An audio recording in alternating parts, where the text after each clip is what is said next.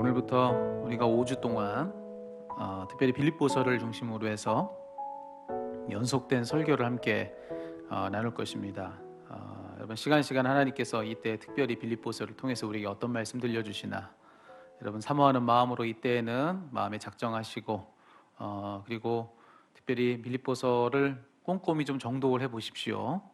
그래서 집에서도 길지 않은 성경이니까 더 좀 집중해서 더 꼼꼼히 한 글자 한 글자 새기면서 좀 읽어보시고 그렇게 모여서 우리가 주일에는 함께 오늘부터 해서 5주 동안 말씀을 함께 나눠보도록 하겠습니다. 지난주에 출근길에 제가 한 라디오 프로그램에서 어느 한 목사님의 인터뷰를 들을 수가 있었습니다. 그분은 참 목회자로서 그리고 또한 저술가로서 좀 왕성하게 활동하셨던 분이세요. 그런데 지난해 4월에 그분이 느닷없이 폐암 선고를 받게 됩니다. 그래서 지금까지 1년이 넘었죠. 지난 4월이니까 1년 넘게 투병을 하고 계세요. 수술 받았고 또 항암 치료하면서 그렇게 투병하고 있는데 근데 그 투병하는 과정이 얼마나 힘들는지 그분이 인터뷰를 하면서 했던 이야기들이 생각들이 납니다. 그분이 그러세요. 폐암 선고를 받고 나서 폐의 20%를 절개하는 그런 수술을 받으셨대요. 그리고 그 이후에 몇 차례 항암 치료를 그분이 받으셨는데 그분이 그러시기를 항암 치료의 고통이 얼마나 힘들었던지 수술에 비할 때 수술은 뭐 아무것도 아니더랍니다. 항암 치료가 참 자기는 힘들었다고 지금도 그렇게 버티고 있노라고 하면서 얼마나 힘들었느냐면은 이 항암 치료하는 과정 가운데 두 번이나 기절을 했을 정도로 그렇게 힘들었다고는 그런 이야기를 하세요. 제가 그래서 라디오를 듣고 출근을 해서 그분의 최근 사진이 어떤가 컴퓨터를 통해서 한번 찾아봤습니다. 그랬더니만 제 기억 속에 있는 그분의 모습과 비교해 볼 때 정말 눈에 띄게 수척해진 그런 모습을 사진 속에서 볼 수가 있었습니다. 참 힘들었구나, 정말 힘드셨구나라고 하는 그런 이야기, 그런 생각이 보는 그 모습만으로도 그렇게 느껴질 정도였어요. 자, 그런데 그날 그분이 해주셨던 그 인터뷰의 내용 중에서 내내 제 마음속을 맴돌았던 그런 그분의 말들이 있습니다. 그분이 이런 말을 했어요. 지난 투병했던 1년의 시간들을 되돌아보면서 지옥 같은 항암이었지만 자기는 오히려 천국처럼 행복했다. 이런 이야기를 하셨습니다. 지옥 같은 항암이었지만 천국같이 행복했습니다. 그렇게 말을 하더라는 거예요. 그래서 이 앵커가 그 목사님에게 질문을 했어요. 뭐라고 질문했냐면, 아니 목사님, 항암 치료가 그렇게 고통스러워서 중간에 졸도하시기까지 했는데, 그런데 그랬던 지난해가 가장 행복하셨다고요? 아니 목사님, 그냥 목사님이니까 그냥 그렇게 말하시는 거 아닙니까? 이렇게 그 앵커가 질문을 했습니다. 그러자 목사님이 답하기를, 아니요, 저희 양심을 걸고 지난해가 최고로 행복했고 지난해가 저희 최고의 전성기였습니다. 이렇게 이야기를 하는 겁니다. 여러분, 그분의 말이 사실이라고 한다면 그러면 그분이 말하고 있는 그 행복은 도대체 어떤 행복일까요? 여러분, 그렇잖아요. 누가 봐도 지금 그분의 상황 속에서 행복할 일은 하나도 없습니다. 거기 뭐가 기쁠 일이 있겠습니까? 그런데도 그분은 오히려 아니라고, 나는 최고로 행복한 그런 시간을 보냈고 최고로 기쁜 일들을 누렸다고 그렇게 이야기를 하세요. 그러니 그런 그분의 인터뷰를 보고 나서 이런 질문이 드는 건 당연합니다. 도대체 그분이 말하는 그 행복은 뭘까? 도대체 그분은 뭘 두고서 그렇게도 기뻤다고 말하는 걸까? 여러분은 그 답이 뭐라고 생각하십니까? 저는 그 답을 오늘 우리가 함께 읽은 이 빌립보서의 말씀 속에서 한번 찾아보려고 합니다. 여기 말씀 속에서 만나고 있는 바울에게서 그 답을 찾아봤으면 좋겠는데요. 왜냐하면 이 빌립보서를 읽을 때 우리가 갖게 되는 질문이 똑같기 때문에 그래요. 앞서 그 목사님의 인터뷰를 듣고 나서 그게 뭘까라는 그런 질문을 우리가 갖게 되는데, 이 빌립보서를 읽을 때에도 똑같은 질문을 우리는 갖게 됩니다. 보통 빌립보서라고 하면 이런 별칭으로 불리곤 합니다. 기쁨의 서신, 기쁨의 편지라고 하는 그런 별명을 가진 책이 빌립보서예요. 겨우 4장으로 구성되어 있습니다. 짧은 책입니다. 근데 이 짧은 4장으로 구성된 이 편지 안에 기쁘다는 말이 정말 쉼없이 등장하고 있는 것을 우리가 이 책을 읽다 보면 알게 돼요. 자, 그런데 사실 이 편지를 지금 쓰고 있는 바울이 지금 당장에 처한 형편이 뭔가? 그걸 보면은요 기쁠 일이 없거든요. 하나도 기쁠 일이 없는 그런 형편 중에 그가 있는 것을 우리가 확인해요. 자, 뭘 두고 그렇게 말씀을 드리는 거냐? 빌립보서는 사도 바울이 쓴 편지 중에서 옥중서신 중에 하나입니다. 예, 대표적인 옥중서신들이 여러 가지가 있죠. 그 중에 하나가 바로 빌립보서예요. 자, 지금 이 바울은 노년의 바울입니다. 예, 어느덧 노년의 그런 나이에 이른 그 바울, 지금 그의 인생 말미에 로마의 한 지하 감옥에 갇혀서 지금 이 편지를 쓰고 있는 거예요. 누구에게 이 편지를 썼느냐? 자신이 이 유럽에 복음을 전하기 시작한 이후로 첫 번째로 세워진 교회가 빌립보 교회인데, 바로 이 빌립보 교회와 그 교회 교인들에게 지금 이 편지를 쓰고 있는 겁니다. 자, 그런데 한번 생각해 보세요. 자신의 지난 평생을 정말 복음을 위해 헌신했습니다. 다메섹 도상에서 신비 중에 살아계신 주님을 체험한 이래로 지금까지, 바로 이 빌립보서를 쓰고 있는 지금의 이 나이까지 정말 사도 바울은 정말 복음에 분투하는 삶을 살았습니다. 예. 정말 주님을 전하는 그 일념 하나로 평생을 헌신하며 살았어요. 그러니 뭐 대단한 보상은 아니어도 적어도 어느 정도의 보람은 좀 느끼면서 이젠 좀 쉼을 좀 누리고 안식도 하고 그러면 또 얼마나 좋습니까? 주님이 좀 그래 주시면 얼마나 좋아요? 그런데 오늘 이 말씀에 보니까 마지막까지 그의 삶은 쉽지가 않은 것입니다. 정말 마지막까지. 예. 마지막까지 거기 지하의 음습한 감옥에 갇혀서 옥고를 치르고 있으니 그런 자신의 삶을 두고 도대체 뭐가 기쁘겠습니까? 기쁠 일이 없는 것이죠. 어떤 분들은 성경 속 사람들은 좀 특별하다고 생각하는 분들이 계세요. 성경 속에 있는 사람들은 우리와 조금 다르고 뭔가 특별한 사람이니까 그런 그들에게는 뭐 어려운 일을 만나도 뭐 하나 힘들지 않을 거라고 그렇게 생각하는 그런 생각을 할 때가 있습니다. 그렇지 않습니다, 여러분? 성경 속 사람들은 우리와 똑같은 사람들이에요. 우리에게 힘든 건 그 사람들에게도 힘든 일이고요. 우리에게 어려운 건 그 사람들에게도 똑같이 어려운 일이라는 것입니다. 지금 자신의 일평생을 마무리하는 시점에서 노구의 몸으로 감옥에서 옥고를 치러야 한다면 그 누가 그게 쉽겠습니까? 아무에게도 그거 쉬운 사람은 없습니다. 사도 바울도 마찬가지예요. 그러니 지금은 기쁠 일이 없는 것이지요. 처한 형편만 놓고 보면 행복할 것이 아무것도 없는 때다라고 말할 수가 있습니다. 근데 참 이상합니다. 앞서도 말했지만 이상하게도 그의 서신서를 읽어보면은 곳곳에서 정말 기쁨이 막 넘쳐 흐르는 것을 우리가 보게 된다는 거예요. 먼저 자기 자신을 두고도 뭐 주체할 수 없는 기쁨이 넘치고 있는 것을 보여주는 그런 대목을 이제 곳곳에서 우리가 이제 이 말씀 속에서 만나게 됩니다. 뭐 자기뿐만이 아니죠. 예. 참 그의 편지를 받고 있는, 지금 자기가 편지를 써서 보내고 있는 그 편지의 수신자들, 이 빌립보 교회의 교인들에게도 사도 바울은 뭐라고 얘기하냐면은 기뻐하라고 그런 겉면의 말들을 막 쏟아내고 있는 것을 보게 된다는 거예요. 그러니까 이상한 거죠. 그러니까 참 이상한 거죠. 기쁠 일이 하나도 없는데, 그런데 왜 이다지도 그는 기쁜가? 왜 그는 이토록 기쁜가? 라고 하는 그런 질문을 갖게 되는 거예요. 앞서 그 목사님 때문에 물었던 그 질문과 똑같은 질문을 우리는 빌립보서를 읽게 되면 만나게 된다는 것입니다. 도대체 그 답은 무엇일까?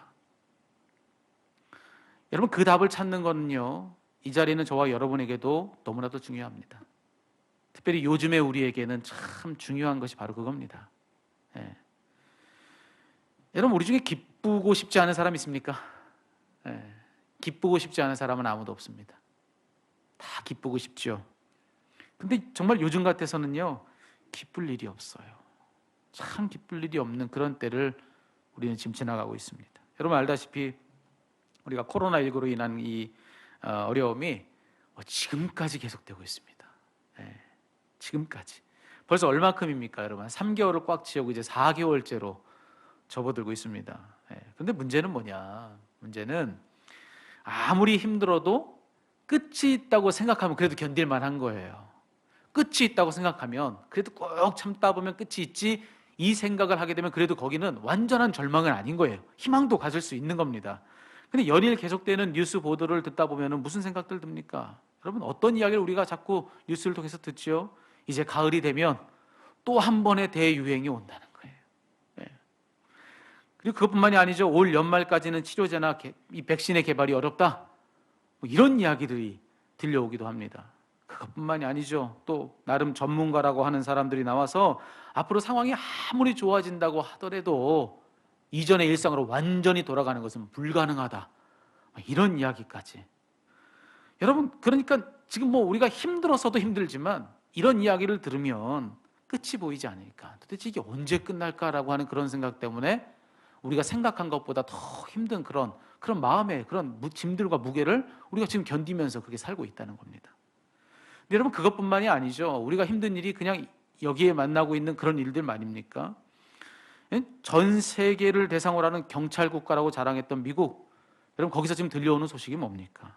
시민을 위해서 사용하라고 공권력을 줬습니다. 근데 그 힘을 가지고 지키라고 준 그 시민을 무릎으로 눌러서 그 숨을 끌어버리는 그런 일들이 있었다고, 여러분 그럼 뉴스 보도를 통해서 우리가 그런 거 보고 있는 거 아니겠어요? 여러분 정말 어떻게 그럴 수 있는가? 숨 쉴 수 없다고 그렇게 애원하는 그 사람의 그 간절한 울부짖음을 듣고도 그렇게 무릎을 떼지 않는 그 사람의 마음은 도대체 무엇인가? 뭐 이런 생각들. 예. 참 우울한 것이죠. 근데 뭐 다른 나라만 두고 뭐라고 할 수 있습니까? 우리나라는 뭐 괜찮습니까? 당장에 우리 사는 이 나라에도요, 정말 우리 숨을 턱턱 막히게 하는 그런 일들이 사회 각층에서 정말 비일비재합니다. 요즘 같아서는 여러분은 어떠세요? TV에 뉴스를 이렇게 보다 보면은 아이들과 이렇게 뉴스를 봅니다. 그러면 아이들과 보다가 저도 모르게 뉴스 채널을 이렇게 바꿀 때가 많아요. 아이들과 이 뉴스를 볼 수가 없어요.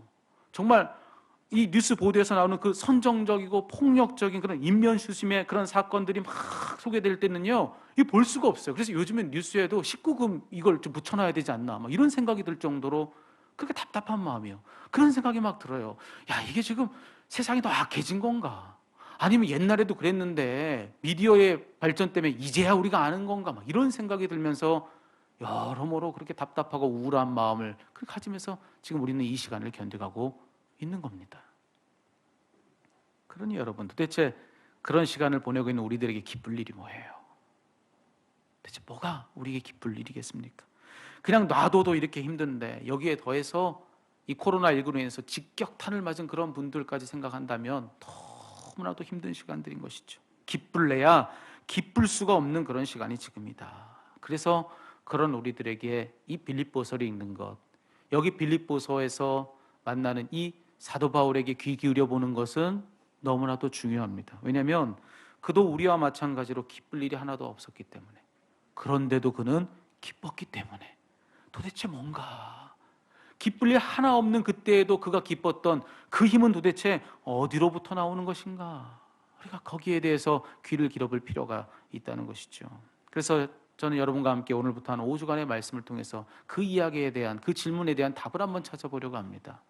하나님께서 혹 여러분 가운데 기쁨을 잃은 분들이 계시다고 한다면, 기쁠래야 기쁠 수 없는 그런 답답한 심정을 가지고 한숨 쉬는 분들이 여러분 중에 계시다면, 여러분 이 시간을 통해서 여러분들에게 그 기쁨을 회복해 주시는 그런 은혜가 있기를 주의 이름으로 축원합니다. 오늘은 첫 번째로 오늘 본문 속에서 우리가 물었던 이 질문에 대한 답을 이 바울이 뭐라고 들려주는가, 그 첫 번째 이야기를 여러분과 함께 나눠보려고 하는데요. 도대체 그는 무엇 때문에 그렇게 기쁠 수 있었는가? 저는 오늘 말씀을 읽으면서 믿음의 그 답이 있었구나라는 것을 깨닫게 됩니다. 믿음의 그 답이 있다. 오늘 우리가 빌립보서의 첫 구절을 읽었습니다. 이게 편지라고 말씀을 드렸는데요. 이 편지의 서두에 있는 인사말이 지금 계속해서 기록되어 있는 걸 여러분 읽으셨어요. 자, 그런데 이 인사말이 다 끝나고 나서 이 사도 바울이 자기 안에 있는 믿음이 뭔지를 이 편지를 받고 있는 빌립보 교인들에게 들려주는 그런 대목을 우리가 만나게 됩니다. 우리가 읽은 본문의 마지막 구절이 바로 거기에요. 내가 확신하노라 하면서 자신이 확신하는 바가 무엇인지를 얘기해 주는 그런 대목을 만나요. 빌립보서 1장 6절의 말씀인데 제가 여러분들에게 읽어드리겠습니다. 한번 귀로 들어보십시오.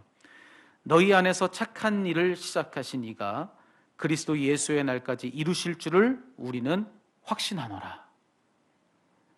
자, 지금 바울이 믿는 바가 무엇이라고 말했는지, 자기가 믿는 바가 무엇이라고 그가 말했는지 여러분 한번 잘 보십시오. 지금 그는 자기 자신과 또 빌립보 교회의 교인들이 처한 상황이 무엇이든지 간에 그는 이걸 믿은 겁니다. 그 한가운데 착한 일을 시작하신 분이 계시다. 이걸 믿는 겁니다.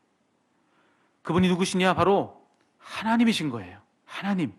하나님의 선한 역사는 이미 시작되었다. 나는 이걸 믿는다라고 그는 지금 이야기를 해주고 있는 겁니다. 여러분, 아마도 그의 이 믿음은 지난날에 그의 이런 삶의 그런 사연들을 통해서 아마 그에게 확신이 되었을 것입니다. 사도행전 16장에 보시면, 여러분 이번에 빌립보서를 읽으실 때 사도행전도 같이 맞춰서 읽어보십시오. 사도행전 16장에 보시면 빌립보 교회가 처음에 어떻게 시작되었는가라고 하는 것을 알려주는 그런 이야기들이 거기 등장을 하고 있습니다. 거기에 특별히 세 가지의 중요한 이야기들 여러분과 한번 짚어보려고 하는데요. 제일 먼저, 바울이 애초에 복음을 들고 가서 이제 이 복음을 전해주려고 했던 거기가 이 빌립보 교회가 자리하고 있는 이 마게도냐, 이 유럽이 아니었다는 거예요. 네. 사도행전에 보면은 그가 애초에 가려고 했던 곳은 어디였느냐? 아시아. 그는 아시아로 그렇게 가고 싶었습니다. 근데 성령께서 그 길을 다 막으시더라는 거예요. 그는 고백합니다. 예수의 영이 허락하지 아니하셨더라. 성령께서 그가 세운 계획들을 다 막으시는 거예요. 그리고는 한밤중에 잠자고 있던 그에게 환상을 보여주세요. 어떤 환상이었느냐? 마게도냐에 사는 어느 한 사람이 꿈속에 나타나가지고 이렇게 얘기하는 거예요. 건너와서 우리를 도우라. 이렇게 얘기해주는 환상을 그가 보는 것입니다. 그래서 그 환상에 이끌려서 그는 아시아로 가던 발걸음을 돌이켜서 부름이 있는 그 땅 마게도냐, 거길로 이제 배를 타고 건너갑니다. 거기서 제일 첫 번째 만난 성이 바로 빌립보였던 거예요. 빌립보. 자, 그런데 여러분, 성경은 분명히 우리들에게 얘기해주고 있습니다. 그곳으로 가는 것, 여기 지금 빌립보 교회가 지금 시작된 그곳 유럽 땅, 거길로 사도 바울이 갔던 거, 그거 바울이 스스로 결정해서 간 거냐, 스스로 원해서 간 거냐? 아니라는 것이죠. 그가 스스로 계획한 일이 아니라 그거 누가 거길로 이끌어 가신 겁니까? 주님이 그를 거길로 이끌어 가신 거다라고 하는 것을 분명히 얘기해 주고 있는 거예요. 자, 두 번째로 이제 빌립보로 갔습니다. 거기 가서 제일 첫 번째로 만난 이가 누구였느냐? 훗날 빌립보 교회의 중요한 리더 중에 한 사람인 자색 옷감 장수 루디아를 거기서 만나는 거예요. 자, 바울이 그에게 처음 복음을 전해 주었습니다. 그런데 그 결과 어떤 일이 일어났느냐? 바울이 전해준 그 복음을 듣고 이 루디아와 그의 온 집이 세례를 받고 예수를 믿더라 라고 하는 겁니다. 자, 그런데 그 일을 두고도 성경은 증언하는 거예요. 루디아에게 일어난 그 변화, 물론 바울이 그 복음을 전해주고 그 복음을 전해 듣고는 그녀가 달라진 겁니다. 그렇지만 그게 아니라는 거예요. 바울 스스로 만들어낸 결과가 아니다. 그걸 정확히 짚어주면서 이 성경은 이렇게 얘기하고 있어요. 루디아라 하는 한 여자가 말을 듣고 있을 때 주께서 그 마음을 열어 바울의 말을 따르게 하신지라. 그 여인의 변화 누가 하신 일이라고요? 주께서 하신 일이라고요. 바울이 했지만 그 변화는 바울이 일으킨 변화가 아니라 주께서 일으키신 변화였다라고 성경은 이야기해 주고 있습니다. 아무리 바울이 했어도 그 변화는 바울이 한 일이 아니다. 주께서 하신 일이다. 근데 그것뿐만이 아니에요. 그 후에 바울이 빌립보 도성의 어느 한 곳을 지나가다가 누구를 만나느냐? 귀신 들린 한 여인을 만나는 겁니다. 그리고 귀신을 내쫓고 그 사람을 고쳐줍니다. 그런데 그것이 문제가 되어서 바울이 감옥에 갇히는 거예요. 근데 감옥에 갇힌 그날 밤 그 감옥 가운데서 갇힌 그곳에서 착고에 묶인 채 그가 하나님을 찬양하기 시작합니다. 그랬더니 일어난 일을 성경은 뭐라고 얘기해 주고 있습니까? 온 땅이 흔들려 지진이 일어나면서 닫혀있는 모든 것들이 열렸다는 거예요. 닫혀있던 감옥의 문들이 열리고 그리고 그를 묶고 있던 이 착고가 풀리고 모든 것을 열어내는 큰 지진이 일어났다고 이야기를 해주고 있습니다. 그런데 그때 열린 것은 그것들만이 아니었던 거예요. 또 무엇이 열렸느냐? 그곳 감옥을 지키고 있던 이 간수에 닫혀있던 마음이 활짝 열리더라. 그날 일어난 그 신비한 일을 보고 그가 마음을 돌이켜 사도 바울의 복음을 전해 듣고 그와 그의 온 집이 예수를 믿었더라. 그런데 바로 그의 그 집이 빌립보 교회의 첫 시작이 되는 것입니다. 여러분, 그때 일도 마찬가지예요. 그날에 그 온 땅의 지축을 다 흔들어서 모든 닫혀있던 것을 열어낸 것 누가 한 일이냐? 바울이 한 일이 아니라는 거예요. 그것 역시 주가 하신 일이라고, 하나님이 하신 일이라고 성경은 이야기해주고 있다는 사실입니다. 그 모든 일을 그렇게 겪었던 사도 바울이, 그리고 그 모든 일을 그와 같이 겪었던 빌립보 교회의 교인들에게 지금 이런 믿음의 말을 해준 것입니다. 너희 안에 착한 일을 시작하신 이가 계시다 라고 하는 것입니다. 내가 한 일이 아니었다는 거예요. 그 모든 일은 주님께서 이루신 착한 일, 주님이 하셨던 선한 역사, 그 결과로 우리가 이와 같지 않느냐라고 사도 바울은 지금 이 말을 이 빌립보 교인들에게 들려주고 있는 겁니다. 여러분, 바울은 그것을 믿은 거예요. 당장에 내 눈앞에 일어나는 일이 무엇이든지 간에 오직 하나님만이 하실 수 있고 하나님이 하시는 선한 역사가 있다. 하나님의 선한 역사는 이미 시작되었다. 우리 눈에 보이기에 어떠하든지 간에.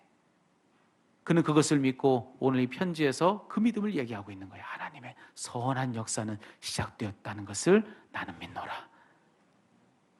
여러분, 근데요, 바울이 믿은 것은 그것이 전부가 아닙니다. 더 나아가서 그는 무엇까지를 믿었느냐? 그렇게 우리의 모든 상황 중에 우리를 위한 선한 역사를 시작해 주시는 그 하나님은 당신이 시작하신 일은 반드시 끝내시고야 만다는 것입니다. 그래서 그렇게 고백한 거예요. 너희 안에서 착한 일을 시작하신 이가 그리스도 예수의 날까지 이루실 줄을 우리가 확신하노라. 이루신다는 것입니다. 이루신다는 것. 언제 어느 때라도 거기에는 반드시 하나님의 선한 역사가 시작되었다고, 그리고 하나님은 그 선한 역사를 반드시 이뤄내신다고, 성취하신다고, 나는 그것을 믿는다고, 그렇게 사도 바울은 이 믿음의 고백을 통해서 이야기를 전해주고 있는 것입니다. 여러분, 하나님은요, 우리 같은 분이 아니세요. 시작만 해놓고 중간에 손을 놓는 그런 분이 아니십니다. 여러분, 우리 하는 거 보고 잘 될 것 같으면 하시고 안 될 것 같으면 안 하시는 그런 분이 아니시라는 거예요. 우리를 절대로 포기하지 않으시는 분, 끝까지 당신이 시작하신 일이라면 반드시 끝내고야 마시는 그런 분이 바로 하나님이시라고 오늘 본문은 지금 사도 바울을 통해서 우리에게 그 사실을 알려주고 있다는 사실입니다. 바울은 그걸 믿은 것입니다. 그걸 믿은 거예요. 저는 바울이 누렸던 그 기쁨의 이유가 바로 거기에 있다고 생각합니다. 여러분, 그는 믿은 것입니다. 기쁠 일 하나도 없지만 그는 믿은 거예요. 지금 당장에 내 눈앞에 일이 무엇이라 해도 거기에는 반드시 하나님이 시작하신 선한 역사가 있다. 거기에도 하나님의 선한 역사는 시작되었다라고 하는 것을 그는 믿었고요. 그리고 하나님이 시작하신 그 일은 마침내 완성된다. 그는 그것을 믿은 것이고요. 그래서 결국 그로써 우리의 삶은 달라진다. 그것을 이 사도 바울은 믿었던 것입니다. 그러니 여러분, 그 믿음을 가지고 있다면 눈앞의 일로 일희하고 일비할 일이 없는 것입니다. 그분이 시작하시고 그분이 완성하실 그분의 선한 역사로 인해서 결국에는 우리 삶은 달라질 것이니까, 하나님의 일은 결국에는 완성될 것이니까, 그렇기 때문에 그걸 믿는 믿음이 있다면 아무리 힘들고 어려워도 그래도 그 가운데서 기쁘고 행복할 수 있는 이유는 있는 것입니다. 진짜로 그것을 믿는다면. 사랑하는 성도 여러분, 오늘 이 자리에 계신 여러분들은 어떠십니까? 여러분들에게 있는 일들이 무엇인지 한번 여쭙고 싶어요. 근데 여러분, 꼭 기억하십시오. 꼭 기억하십시오. 여러분에게 지금 일어난 일이 무엇이라 할지라도 지금 여러분에게 있는 일은 그것만이 아닙니다. 여러분, 정말로 잊지 마세요. 여러분 눈앞에 일어난 일이 당장에 뭐라 할지라도 지금 여러분에게 일어나고 있는 일은 절대로 그것만이 아닙니다. 하나님이 이미 여러분을 위해 시작하신 선한 역사가 있는 것을 믿으시기 바랍니다. 하나님은 그 일을 반드시 성취하시는 것을 믿으시기 바랍니다. 하나님이 완성하신 그 일로 인하여서 우리 삶의 형편은 달라질 것을, 우리의 삶은 완전히 바뀌어질 것을 여러분은 믿으시기를 바랍니다. 우리는 그 믿음이 있어서 그래서 기쁠 일이 없을 때에도 기쁠 수 있는 것입니다. 사도 바울은 그 믿음을 가졌던 거예요. 기쁠 일이 눈앞엔 없었지만 그 믿음 안에서 기쁜 일을 보고 있었기 때문에 그래서 그는 기뻤던 것입니다. 여러분, 앞서 여러분들에게 소개해드렸던 그 목사님의 남은 이야기를 들려드릴까요? 여러분, 그분은 자신이 가장 힘들었던 지난 1년을 가장 기쁘고 가장 행복했던 때였다고 말씀했어요. 그때가 나의 전성기였다고 그분은 그렇게 고백했습니다. 그 이유가 뭘까? 여러분, 그분의 인터뷰를 듣고 나서 제가 다시 찾아서 그 인터뷰의 전문을 다시 한번 읽고 또 읽고 그러면서 제가 알게 된 사실이 있어요. 아, 그분의 그 기쁨도 믿음 때문이었구나. 그걸 알게 됐어요.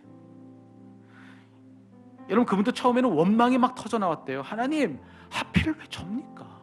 하필 왜 접니까? 그분이 그러셨대요. 그런데 하나님께 막 그렇게 항변을 하는데 하나님이 자기에게 답을 주시기도 전에 자기 스스로가 자기한테 답을 주더래요. 무슨 생각이 턱 하고 자기 안에 드느냐면은, 왜 넌 안 돼? 넌 뭐가 그렇게 특별해? 그런 생각이 자기 안에 들더라는 거예요. 그런 생각이 딱 들고 나니까 맞아요. 아, 누구는 특별하지 않아서 그런 어려움을 겪나? 나는 뭐라고 그런 일이 없어야 되나? 이런 생각이 자기 안에 들더라는 거예요. 억울함은 사라지더래요. 그래가지고 잘 이겨야겠다, 이 생각 가지고 수술장에 들어갔습니다. 수술을 하고 나서 회복실에서 이제 회복을 하고 병실로 돌아와서 의식이 돌아온 다음에 가만히 침대에 누워 있는데 잠잠히 하나님께서 그 마음에 하나님 말씀을 들려주시더래요. 이사야 40장 1절의 말씀입니다. 너희는 위로하라, 내 백성을 위로하라. 그 하나님의 음성이 막 자기 안에 들리는 것 같더라는 거예요. 그래서 자기가 그랬다는 거예요. 하나님, 나도 아파 죽겠는데, 나도 이렇게 아파 죽겠는데 도대체 누구를 위로하라고 하십니까? 내가 위로받아도 모자랄 판에 누구를 위로합니까? 근데 그 순간에 하나님이 그분에게 그 대답을 하시더라는 거예요. 너 겪어보니까 알겠지. 너가 겪어봤으니까 네가 겪고 있는 고통이 얼마나 큰지 너 그거 알겠지. 그러니까 너와 같은 어려움으로 힘든 내 백성을 네가 이제부터 위로해라. 그런 마음을 들려주셨대요.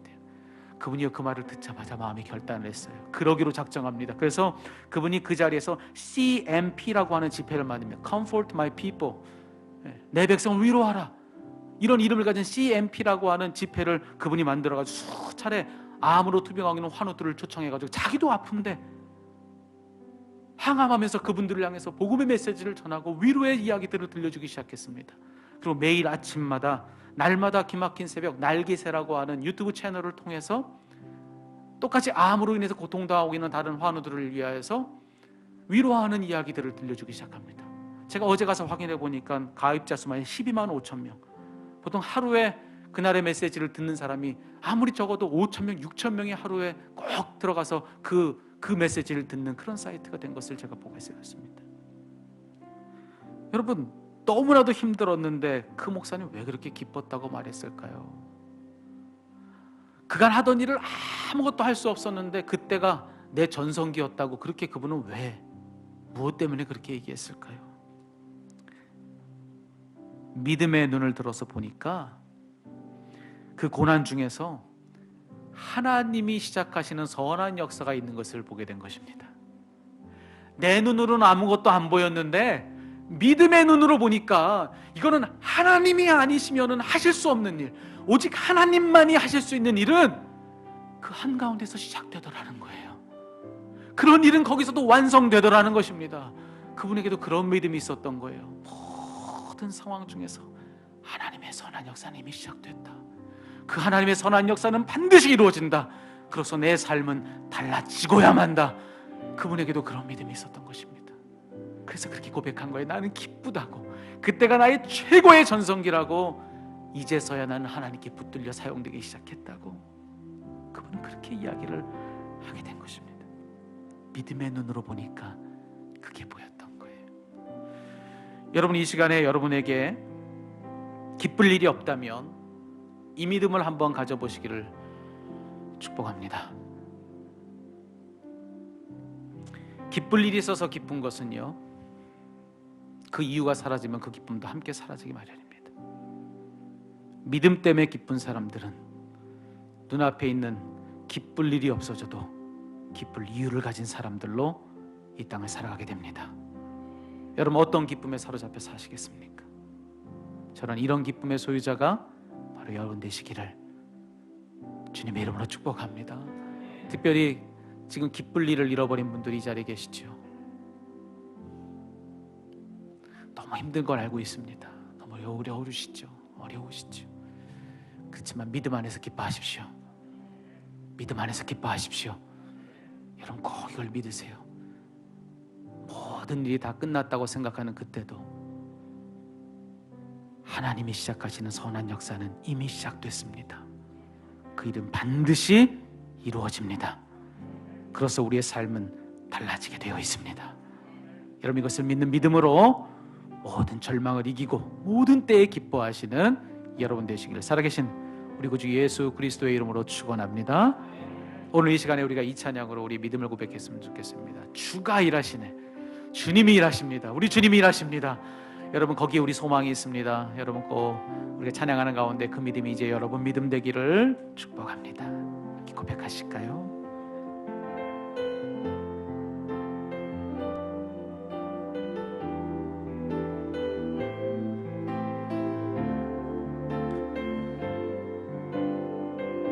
고백합니다. 날이 저물어 갈 때, 날이 저물어 갈 때, 빈들에서 걸을 때, 그때가 하나님의 때.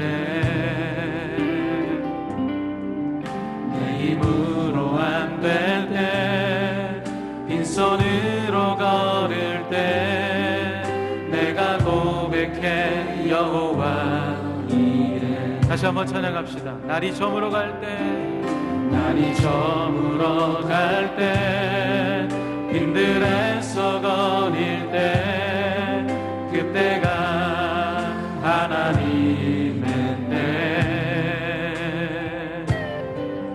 내 힘으로 안 될 때, 빈손으로 걸을 때, 내가 고백해 여호와 이래. 주가 일하시네.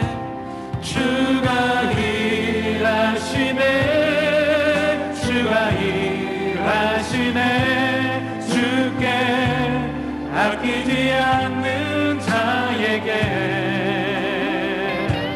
주가 일하시네. 주가 일하시네.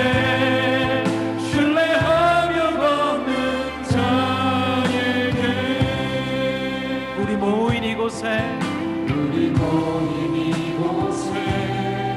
주님 함께 계시네. 누리네 아버지 은혜. 적은 떡과 물고기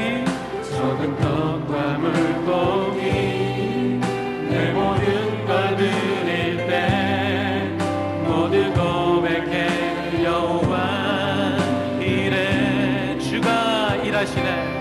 주가 일하시네. 주가 일하시네. 주께 아끼지 않는 자에게 주가 일하시네. 주가 일하시네. 신뢰하며 걷는 자에게 주가 일하시네.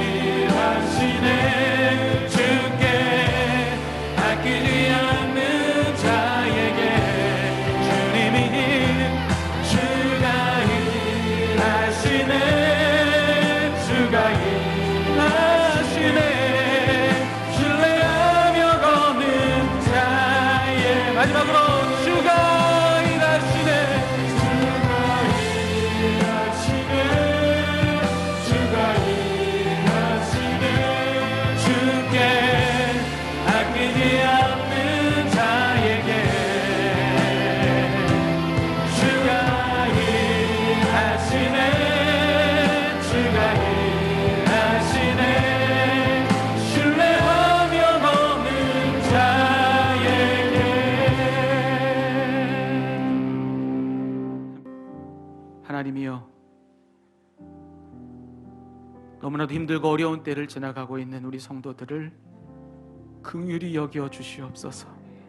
자녀의 아픔이 부모에겐 더 큰 아픔인데 우리를 보시는 주님의 그 아픔을, 아버지 그 사랑을 이 시간에 기억합니다. 아버지 하나님, 우리를 이대로 두지 마시고 하나님 우리를 위로하여 주시옵소서. 하나님 기쁘고 싶습니다. 정말로 기뻐서 밝게 한번 웃어보고, 정말로 밝게 한번 소리내보고, 하나님 정말로 이 때를 그렇게 이겨내고 싶습니다. 하나님, 그러기에 우리에게는 믿음이 필요합니다. 하나님이요, 하나님이 시작하신 일이 있다는 것을 믿는 믿음, 그 일은 반드시 주의 날에 이루어진다는 그 믿음, 그래서 나의 삶은 역전되고 달라진다는 사실을 믿는 믿음, 하나님 그 믿음이 우리 가운데 충만해지게 하여 주시옵소서. 믿음 선물이라 하셨사오니 그 믿음을 우리 가운데 선물로 더하여 주시어서 반드시 달라질 우리의 삶을 바라보며 소망을 잃지 않는, 그래서 그 기쁨이 충만한 우리의 삶이 되도록 우리 하나님 역사하여 주시옵소서. 능하신 손을 고통 중에 있는 모든 이들에게 다 대어주시고 넉넉히 이기게 하시고 삶의 놀라운 변화와 역전이 저들의 삶 가운데 일어날 수 있도록 인도하여 주시옵소서. 이때를 잘 견디고 이길 수 있는 힘을 더하여 주시고 저들에게 믿음 주셔서 그 믿음이 그 힘이 되게 하여 주시옵소서. 우리 교회 안에도 이 믿음이 충만해지게 하여 주시고 우리 모든 가정마다 이 믿음이 충만케 되게 하여 주시옵소서. 살아계신 우리 구주 예수 그리스도의 이름 받들어 축복하오며 기도하옵나이다. 아멘.